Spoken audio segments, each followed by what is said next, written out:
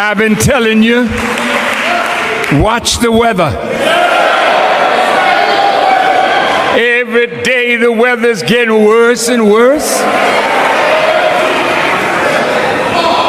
The white meteorologists cannot tell you what the weather's going to be. Now back to President Trump coming to Chicago. See, you told Rahm Emanuel, clean it up, or I will. And you threatened my young brothers. Let me tell you something. My brothers are in bad shape.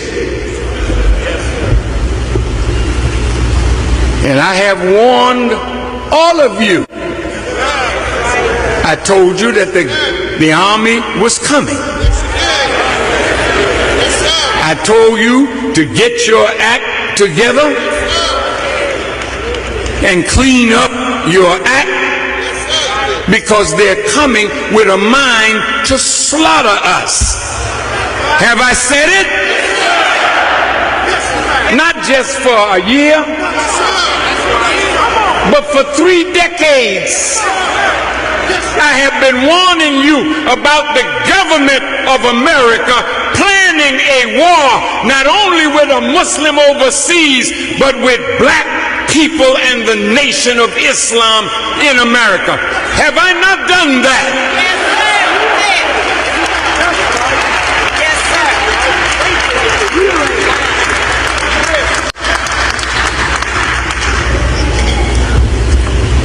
sir. Now, Mr. Trump, you can come and you can bring your army. But if you read this book and know what your people have planned and are carrying out against young black men, then you come. But I'm going to warn you, Mr. Trump, this is not a forsaken people.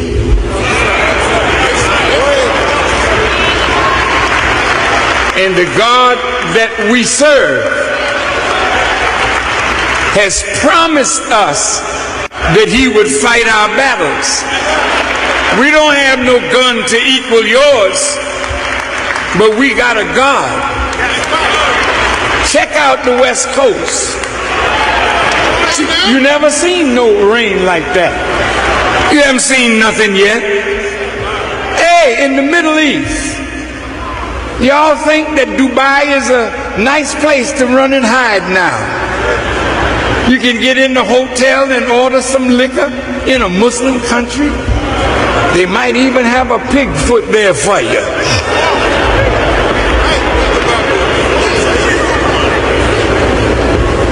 But they woke up one morning a week or so ago in Dubai with 10 inches or 10 centimeters of snow on the ground in the desert. Don't you ever think that you can go somewhere and God can't get to you when he wants to make an example of you.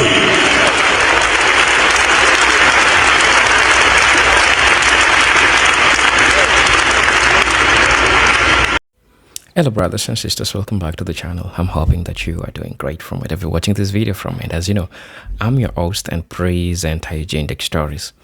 One of the most interesting things that we are seeing right now, still a topic of discussion, is the escalations between the US, Israel, and Iran wars that are still going on. Brothers and sisters, this is so much devastating as people are looking forward for further escalations. But hey, we are having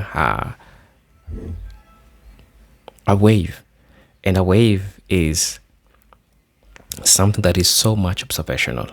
You see, USA doesn't want to raise the white flag, even though they know very well that they are going to be losing this war. Minister Farrakhan sometimes back talked about this, And brothers and sisters, when we say prophetic, we mean prophetic. Brothers and sisters, I want you to watch this video. And as you know, I'll be breaking down to you why.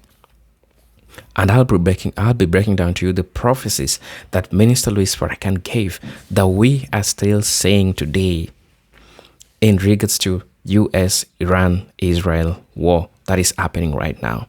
Yes, Minister Louis Farrakhan predicted this like 25 years ago, 23 years ago. But everything that he said 25, 23 years ago, guess what? They are happening exactly as he said it. Do you mean to say that Minister Louis Farrakhan knew something that we don't know?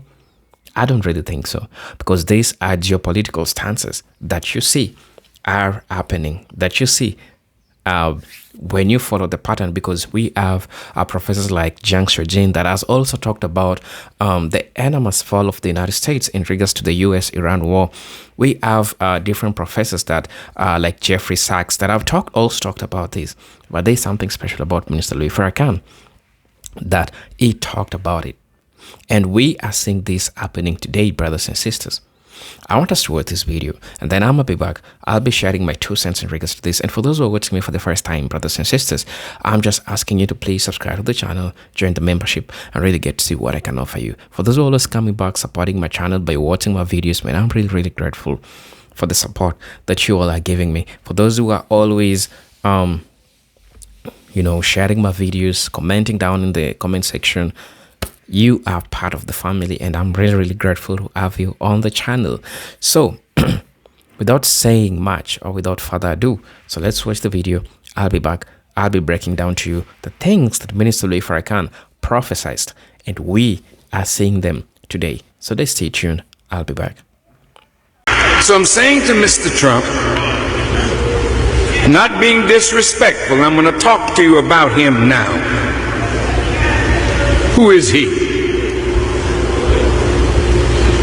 You can come, bring your army, but if you slaughter my little young brothers, watch what God will do for you, Mr. Trump, and for the country that you said you want to make great again.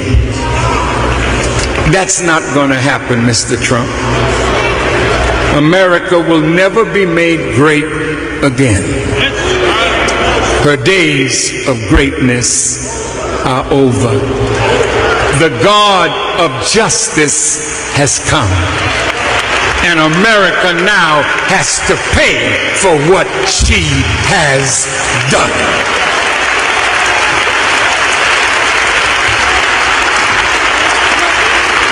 See, you're not a slave no more. I traveled to Cuba. Oh, Farrakhan, you went to Cuba? Yes, I went to Cuba. Well, you have to register. You have to do this with the government. I said, I'm not no slave. I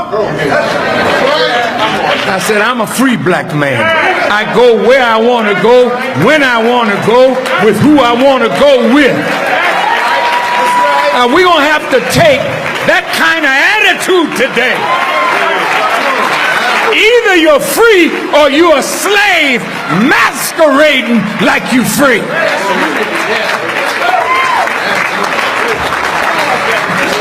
I'm almost there now. Yes, sir. You've been so kind to me. Go ahead. Push it real good. Now the white man is going to push. He's putting in place the very thing that will limit the freedom of others. That's right. But that's what you needed. To bring yourself to the position where you're going to stop arguing over, well, he believes in Allah. I believe in Jehovah. He believes in the Gumpi. Come on. No, we ain't gonna argue over religion. You don't know what the hell it means anyway. But freedom means something. We can talk about religion when we're free.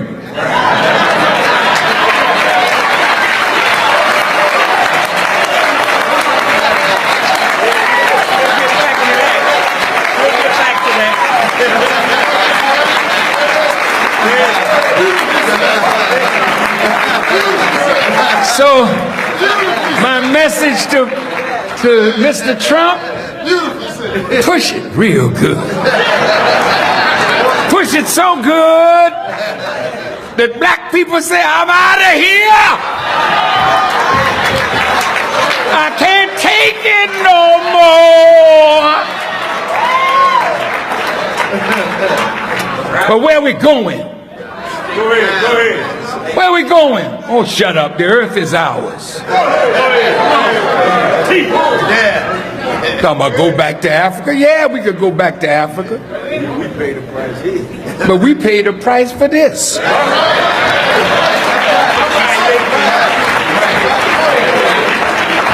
That's what Paul Robeson said. My people are here. My struggle is here. I'm not going, you want to fight in Afghanistan? Help yourself. You want to fight in Iraq? Fight in China? Just go ahead, help yourself. But we're not going. That's right. Our day of fighting for my enemy is over. See, you gotta think like that. Nah, see, if you're too weak to do that, I'll do it for ya. They said that man had testicles so big he had to have a marble floor in the mosque. Well, hell, if you got testicles like dried raisins, don't apply for this job.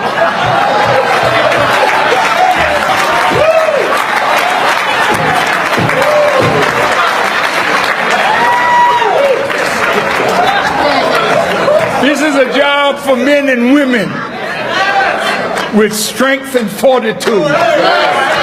We got to take control of where we live. All the organs of power in the black community, we should own them. We should control them. What you got to say about that, white folk? Nothing. We don't want to live in your community. We want to take our own community and make it a decent place to live. We want to make it safe for our women and children. And yeah, we'll take the schools in our community. Get out! Have ascended to be president without the permission of God?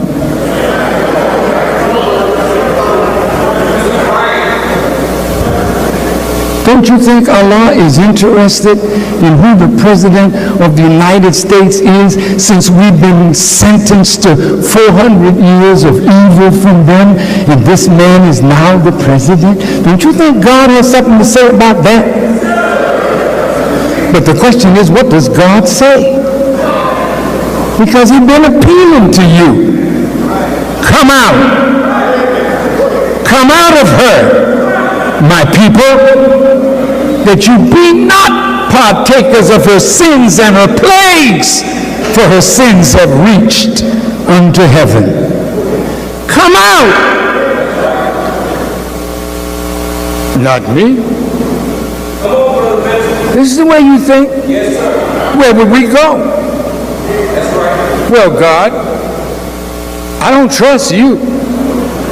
But you trust a man that's been lying to you for 463 years? But you don't trust me? If I promise you land, do you think that I don't have the power to take the land from whom I please and give it to whom I please? That's easy for me.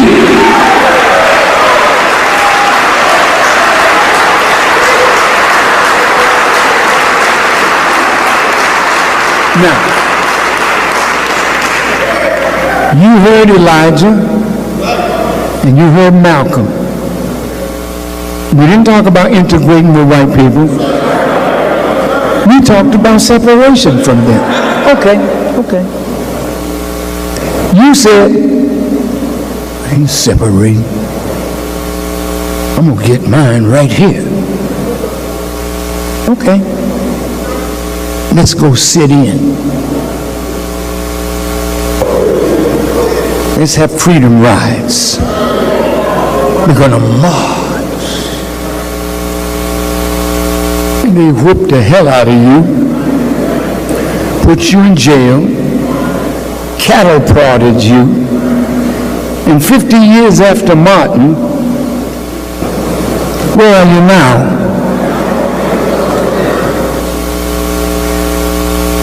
No progress. Oh yes, we've made progress. Because we can eat in any white restaurant and live in any white neighborhood. We paid a price for this.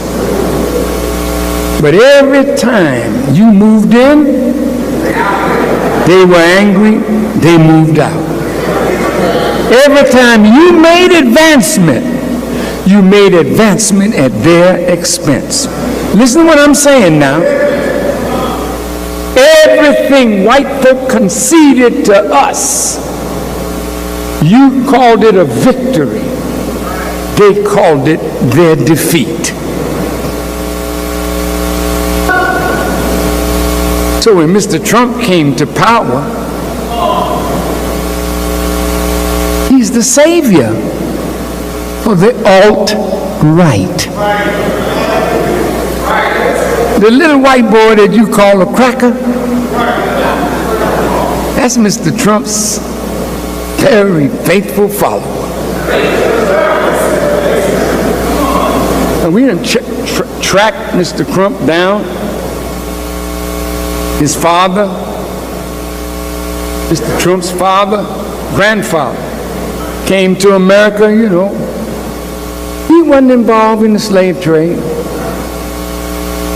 He wasn't involved in Jim Crow. He just was a German white man who saw in America a way forward for himself. He had a son, I'm talking about Trump's father. Trump's father built Lefrak City in New York. Black folk couldn't rent in that place. Trump loves white people. He'll pat a black man on the head and maybe pat you on your behind.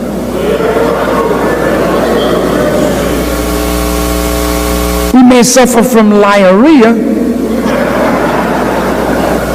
but he's also the groper in chief. And his people don't mind. Grope on, President. Grope on.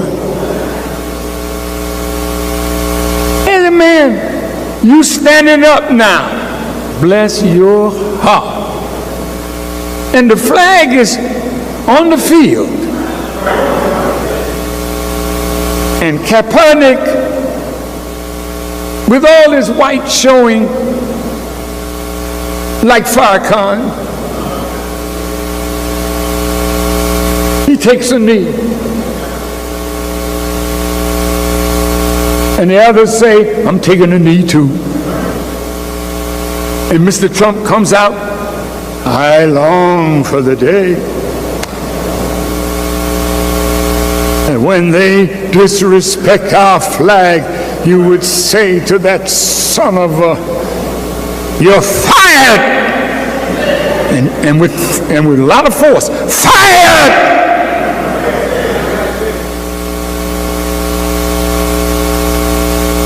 He called him a son of a, and then had the call where black folk live in Africa. Some kind of hole, I don't remember the name. But a hole where there's a lot of excrement floating around somewhere. And they had the Nigerian president at the White House. And he's using him as a prop.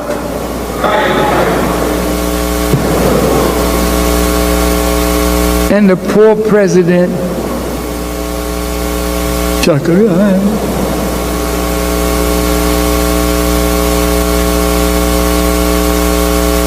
don't know how the heck y'all can do this stuff, you know. Man insulting you.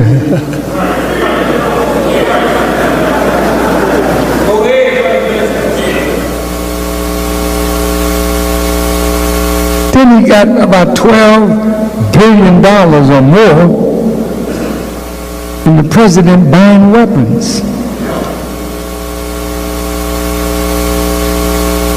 Y'all can't see, can you?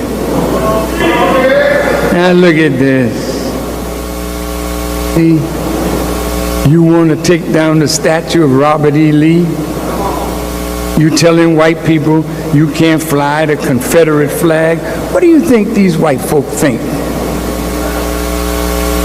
And when that policeman pulls you over, see, his heart is to kill you. And you're going to see more and more of that every day now. Because God wants you out of here. He wants you to separate from your enemy.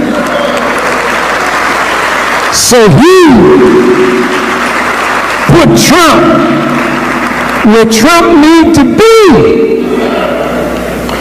as a whipping wind on the dry bones in the valley. Now you're talking like this, you know. Man, it's kind of getting rough with that Trump. We got to do something. You're right. What you got to do? You got to unite and get busy to do something for yourself. But my teacher told me. Who's your teacher, Farrakhan? My teacher is the most honorable Elijah Muhammad. Without him and the great Mahdi, I wouldn't be here. But he told me there's two of us backing you up. Allah and myself. You belong to him. That is the truth.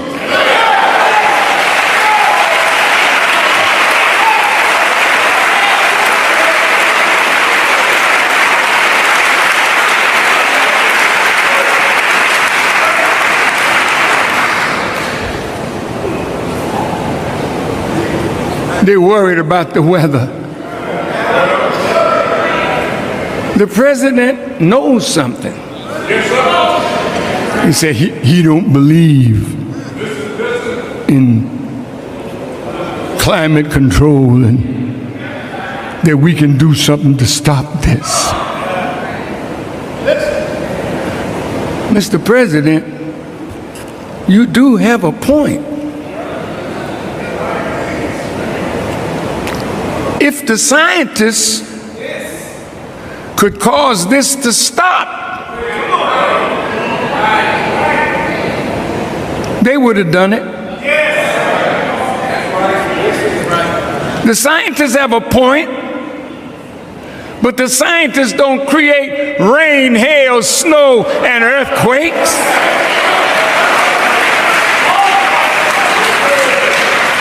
Some of these chastisements are being guided. Did you hear what I said?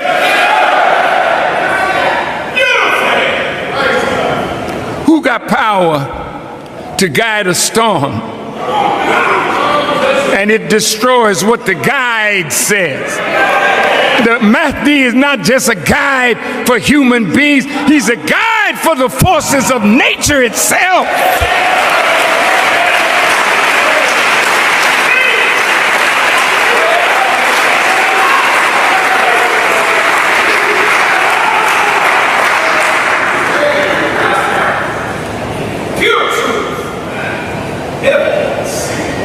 So, America is surrounded with the judgment of God.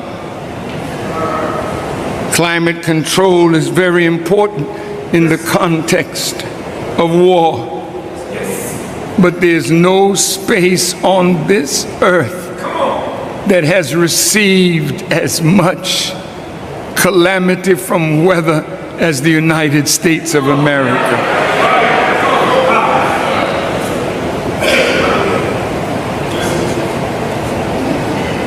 Water glaciers are melting. Some of these glaciers are the size of some small states. When you see a water glacier, what you see on top is nothing compared to what is on the bottom. So when the top falls off, the bottom rises.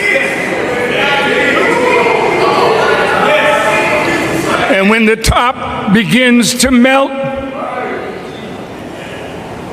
the water rises. So the Honorable Elijah Muhammad said,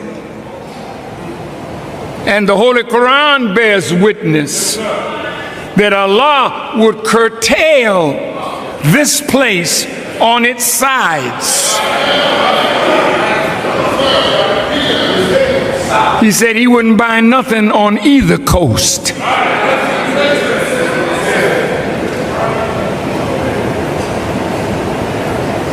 Because the coasts are going to be flooded. You heard it first here. Now watch the news.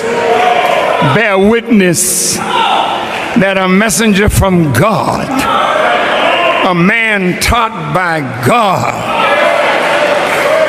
is telling you things that are and things to come.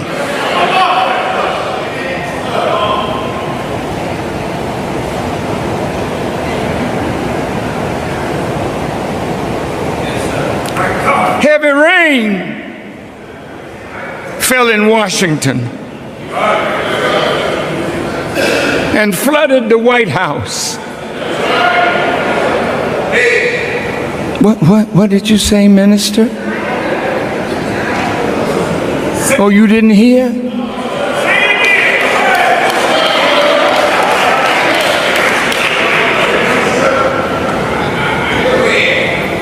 Not just the basement of the White House, but the lower basement.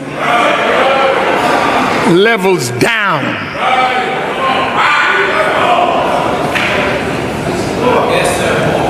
What is God trying to get you to see, Mr. President?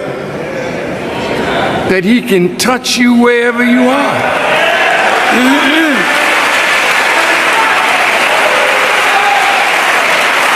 Allahu Akbar!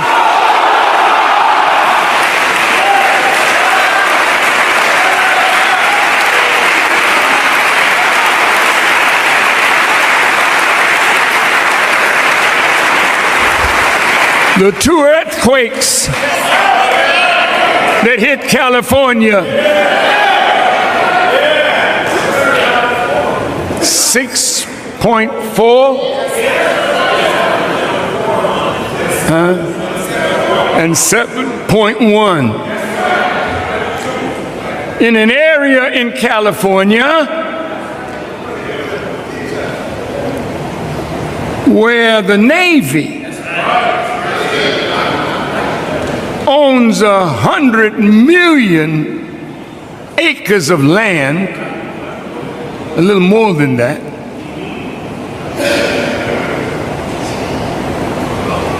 And the earthquake left a fissure,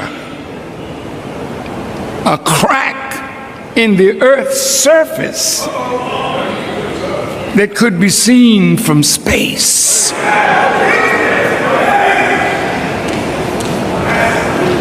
That's a naval base where their nuclear stuff can't work now. They got to fix it. The following are the predictions of Minister Louis Farrakhan, and that was a prophetic message that he shared with the United States.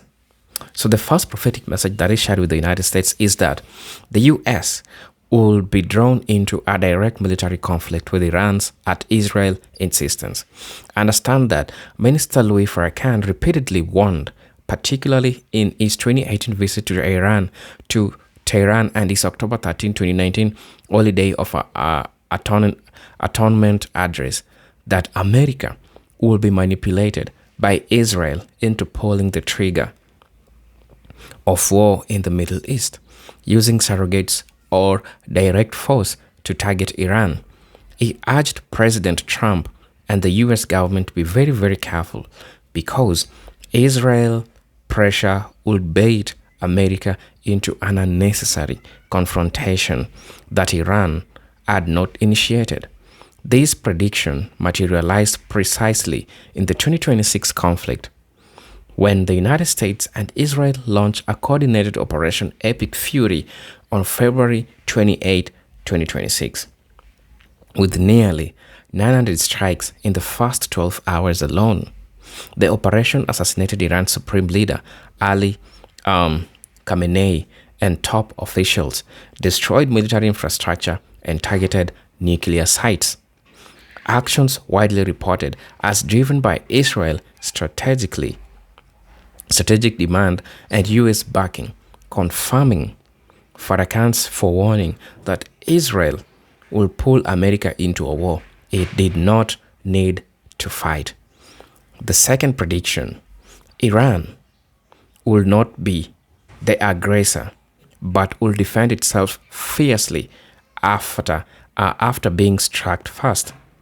In multiple speeches, including those from 2019 and early addresses on the U.S.-Iran tensions, Farrakhan emphasized that in the history of Iran, show me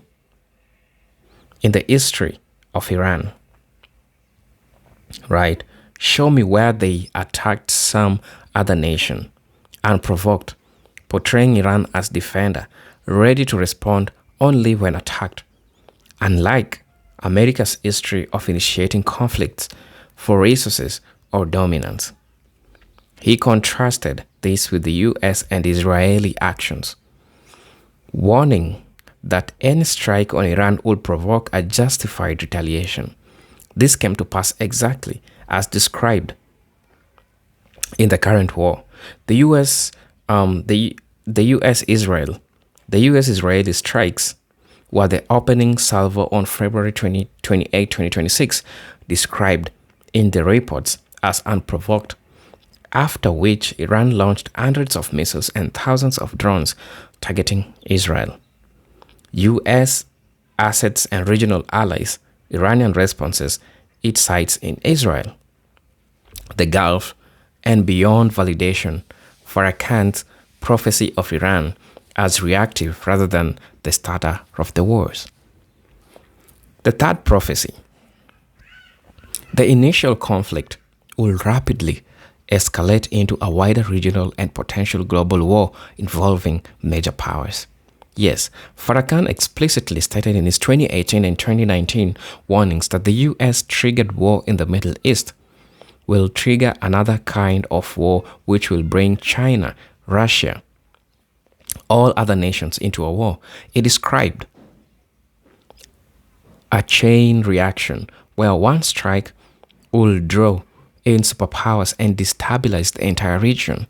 And in the 2026 war, these unfolded as Iranian retaliatory strikes spilled over into Lebanon, the Gulf states, and beyond, escalating the Israel-Hezbollah conflict and disrupting the Strait of Hormuz.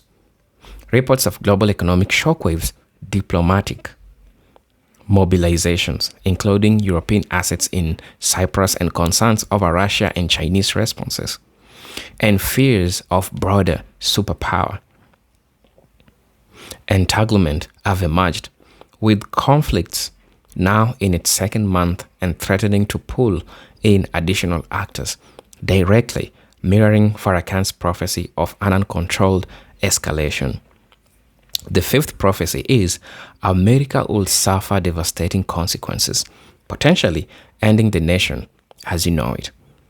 One of the most stark predictions delivered while addressing Trump directly in 2018-2019 was that this war will end America's as you will know it, warning of military overreach, domestic fallout, and the collapse of U.S. global standing due to an ill-advised Middle East adventure. It tied this to broader divine judgment on America's foreign policy. As the judgment on America's foreign policies as of 2026 war rages, the U.S. has faced massive military expenditures, destruction of Iranian naval forces and infrastructure. So over 150 vessels reported sunk. Retaliatory attacks on U.S. allies, oil market chaos, and domestic political strain, including a partial government shutdown amid the conflict, international isolation, economic disruptions, and warnings from analysts about the long-term decline, echo Farrakhan's caution that such war would fundamentally alter or doom America's position in the world. The fifth prediction is the Muslim world will be divided and hesitant to fully unite against the aggression, allowing greater bloodshed. Now, drawing from teachings of the Honorable Elijah Muhammad and its own Survivors Days message, including February 2024, Farrakhan condemned poison mischief makers like America and Israel for creating divisions that caused Muslims to shed the blood of Muslims. He implored Muslim leaders to stand up for your Palestinian brothers and sisters and overcome the fear of consequences, warning that disunity would enable further U.S.-Israel actions. So in the 2026 war, this was being evident while some regional responses occurred. Deep fissures in Muslim world have been exposed, with Gulf states prosecuting pro-Iran voices, limited unified Arab action, and on Iran. So Farrakhan calls for solidarity went unheeded in full, contributing to the unchecked escalation and civilization toll across Iran, Lebanon, and elsewhere.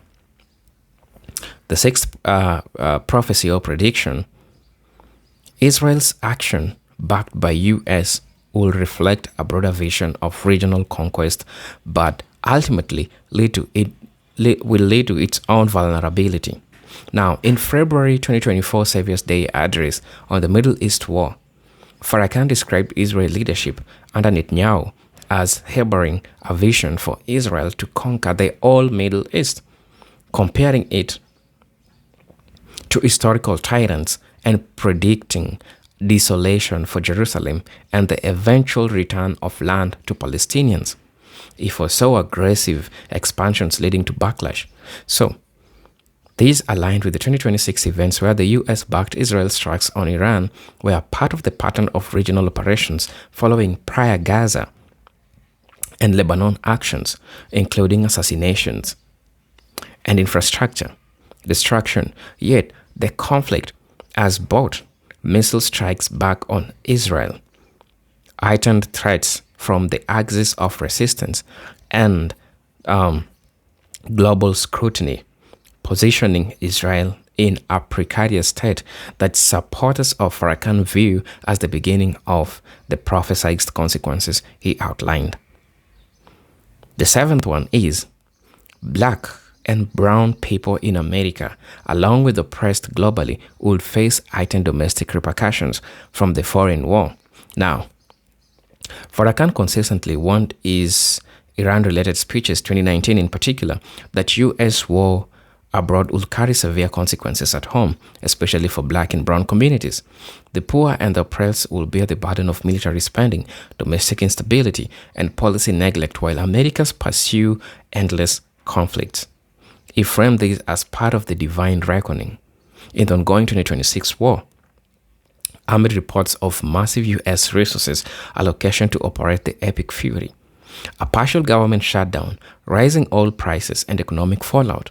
So these communities are already feeling direct, indirect impacts through inflation, diverted funds, and social strain. Precisely the domestic war at home. Farrakhan cautioned against America overextend itself abroad. The last prophecy or prediction, if you like to say, the war would mark a turning point in the decline of Western dominance in the Middle East, with divine or prophetic forces at play. So all this is rooted in lifelong teachings in 2019 to 2024. Messages. Farrakhan portrayed such conflicts as the fulfillment of prophecies from the Bible and Quran, where the aggressors like the US-Israel alliance would face judgment, leading to eventually end of their influence and the rise of righteousness, because he went ahead and linked it to the war of Armageddon, beginning through the truth telling and resistance to oppression.